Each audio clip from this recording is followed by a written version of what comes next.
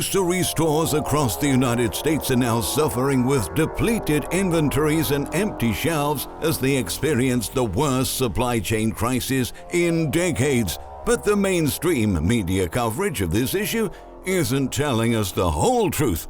They're trying to convince us that what we've been witnessing at the stores recently is just a temporary disruption that can be easily fixed and that soon will be gone.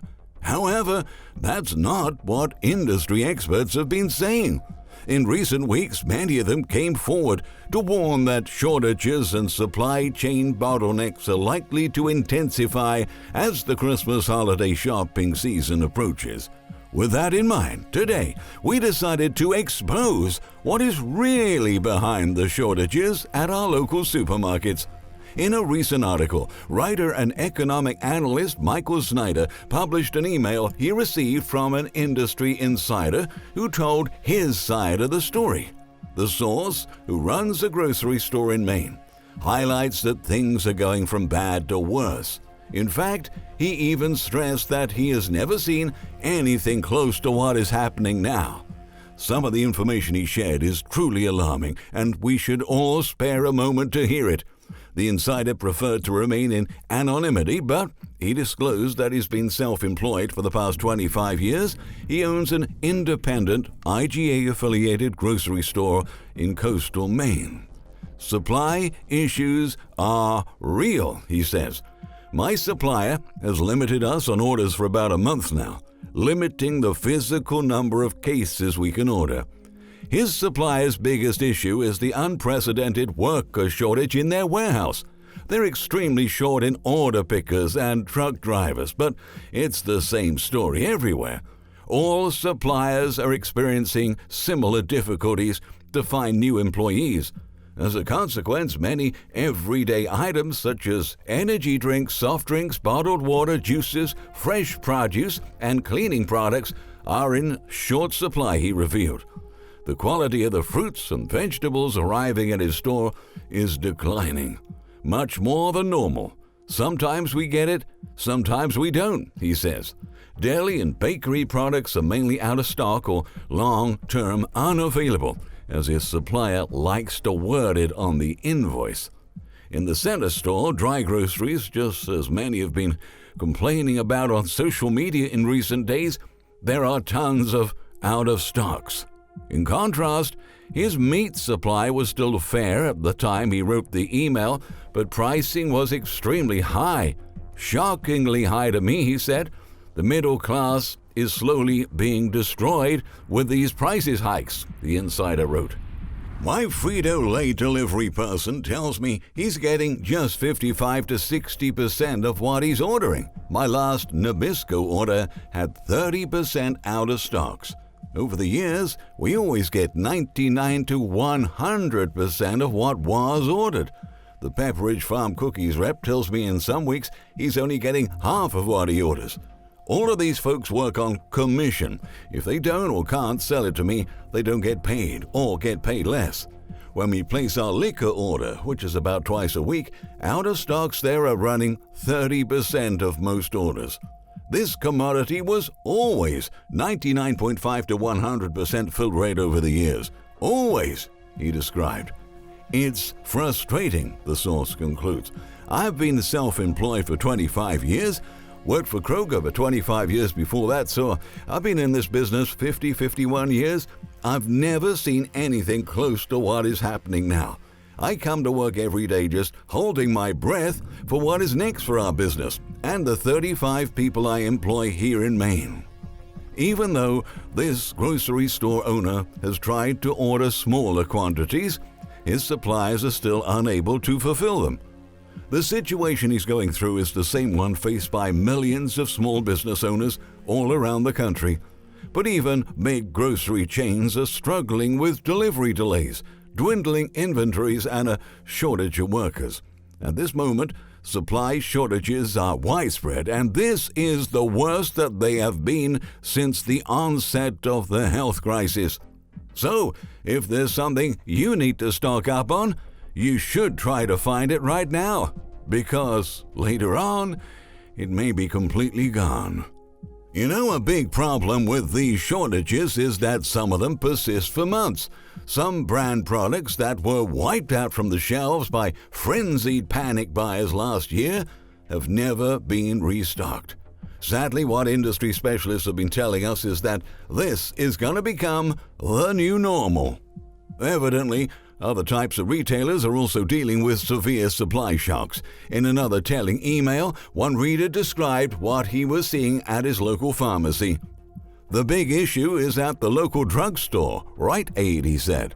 The place is thin at best and stripped in some areas. Last week there was no zinc available. The main issue, however, is at the pharmacy.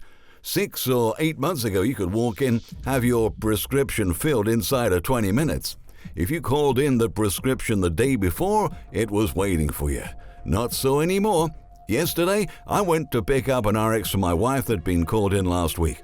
Not only was it not ready, but I had to wait an hour before it was filled. There were 9 cars in the drive-up queue. I opted to walk in, and it was nearly as bad. I had a chat with the manager on the way out, asked him what was up with the pharmacy staffing. I haven't seen the regular pharmacist for a few months.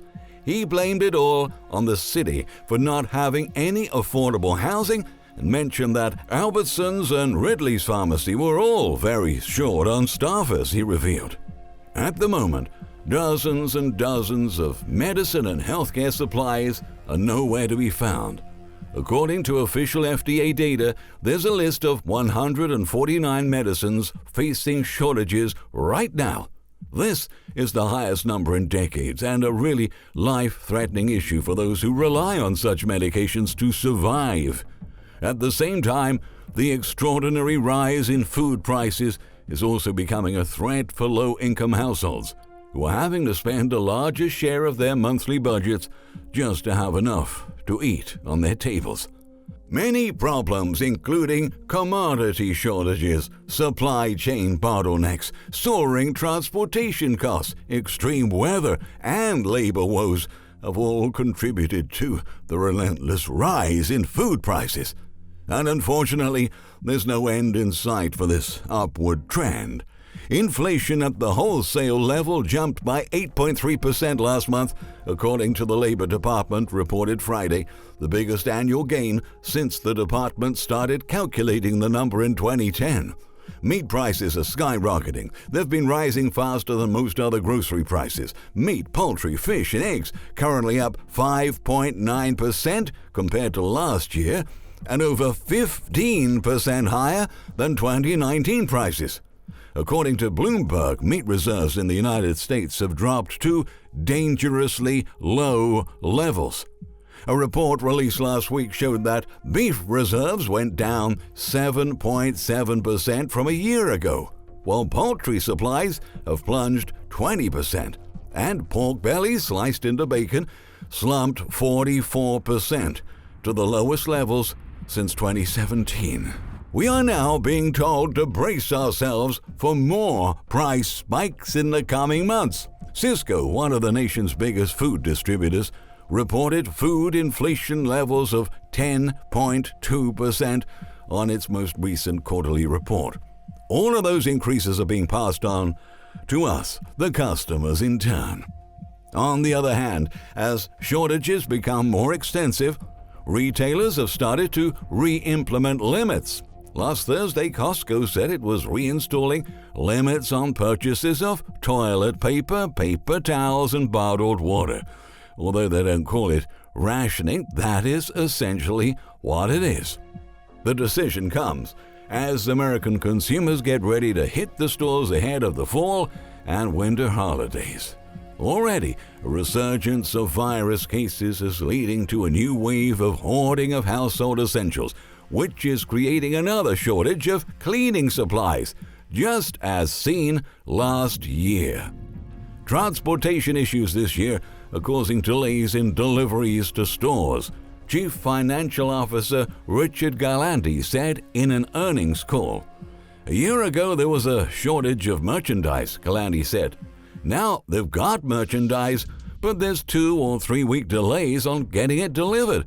because there's a limit on short-term changes to trucking and delivery needs of the suppliers, so it really is all over the board. Joining a long list of retailers, Costco is sounding the alarm about climbing shipping prices and worsening supply chain issues. The warehouse retailer, which issued a similar cautionary warning in May, was joined by athletic wear giant Nike and economic bellwethers FedEx and General Mills in expressing similar concerns. Bank of America data shows that the cost to ship containers overseas hit new record highs this month. About 1.5 years ago, getting a 40-foot container from Shanghai to New York would cost less than $2,000. Now, it's gone up from $2,000 to $16,000. According to Bloomberg, the official numbers are not the real ones traded on the spot. Some importers are reportedly paying a premium for on-time delivery that costs as much as $25,000, a luxury that many business owners simply cannot afford.